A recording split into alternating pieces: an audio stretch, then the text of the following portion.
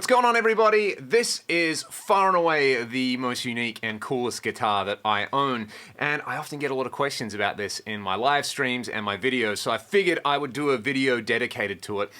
This absolutely phenomenal instrument is a replica of one of the rarest Gibsons of all time. So it's not a rare Gibson, it's a replica of a rare Gibson. And most of you would be very familiar with the iconic Gibson EDS 1275 as used by Jimmy Page, Alex Lifeson, / Zakk Wylde. You know, that's the classic double neck. And before Gibson had that sort of SG styled shape for the EDS, they released something called the double 12. You were able to get a double 12, which was a 6-string neck with a 12-string neck, or a double mandolin. And from what I've been able to find online, apparently they made 39 double 12s between 1958 and 1960. And the originals had a spruce archtop over like a chambered body, with obviously a 12-string neck and a 6-string neck. You used to have, 4 PAFs and a switch between the necks. So the story is, what on earth is this and how did it come into being? So many moons ago, this would have been when I was a kid, I remember my dad, who is a fanatical guitar player and a very good guitar builder in his own right. He does not do it anywhere near as much as he should, in my opinion.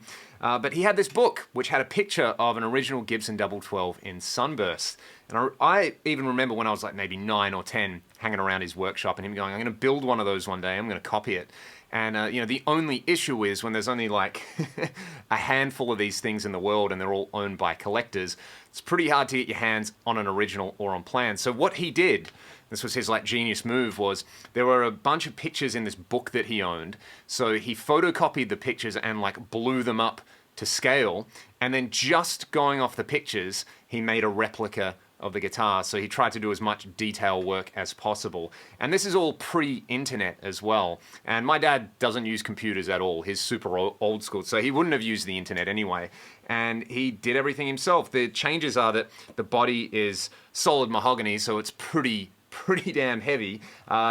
One-piece mahogany neck over here. Look at the size of that 12-string neck. It's absolutely ridiculous. Ebony fretboards. I believe the originals were Brazilian rosewood. And everything else, like all the inlay work he did by hand. He customized a bridge. The bridges are a little bit different to what's on the original double 12s.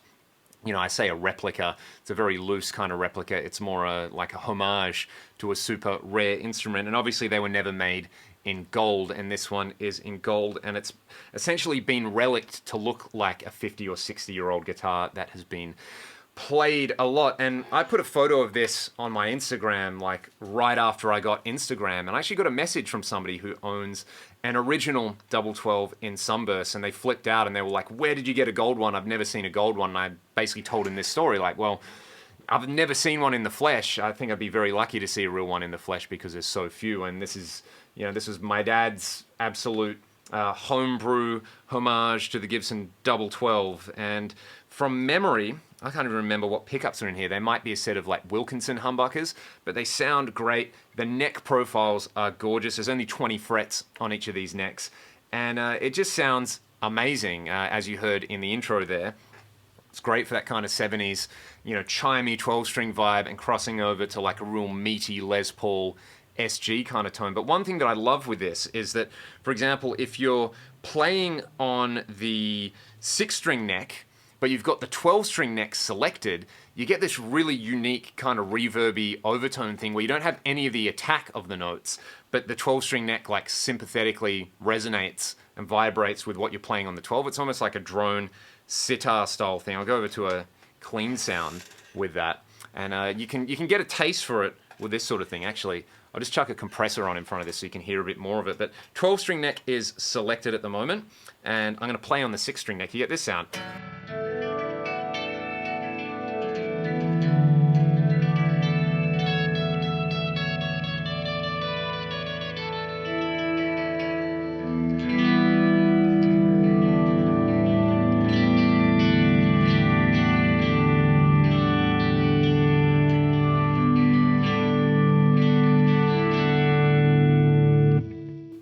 Really unique. unique. Like the 6-string neck is making the whole body vibrate, and that's making the strings vibrate. When you put things like delay and reverb on that, it just goes next level again.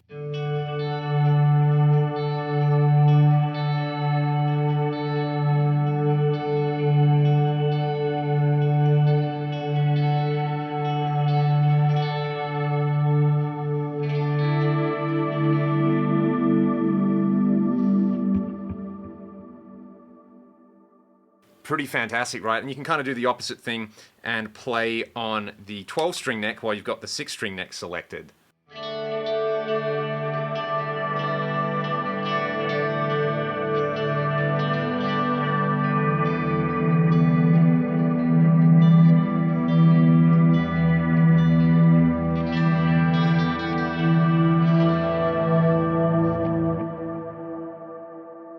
That's one really, really cool application. You can, of course, select both necks, and if you're into doing some tapping, melodic stuff, which might be something... I'll try play something off the top of my head. Well, that was great, wasn't it?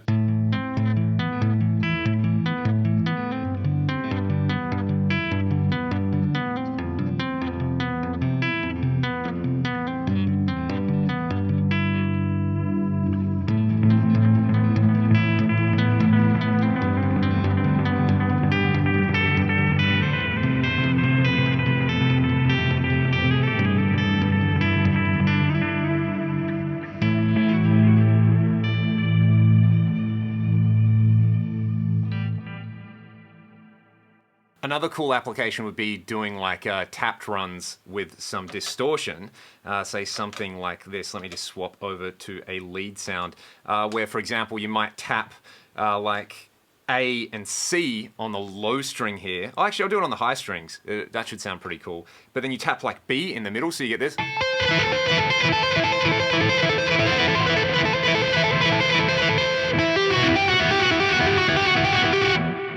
A lot of stuff like that. But let's just hear some tones with this thing. I've kind of waffled on for long enough.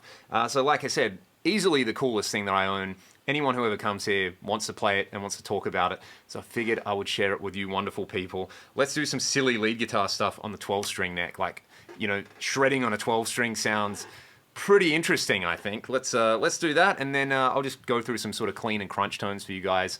And thanks so much for watching the video and checking this out. Please let me know what you think about this guitar, because it's a pretty amazing instrument. This is one of these things where, you know, I wouldn't sell this for $1 million. I'll probably sell it for like $1.1 million, but not for $1 million. Anyway, let's hear some tones.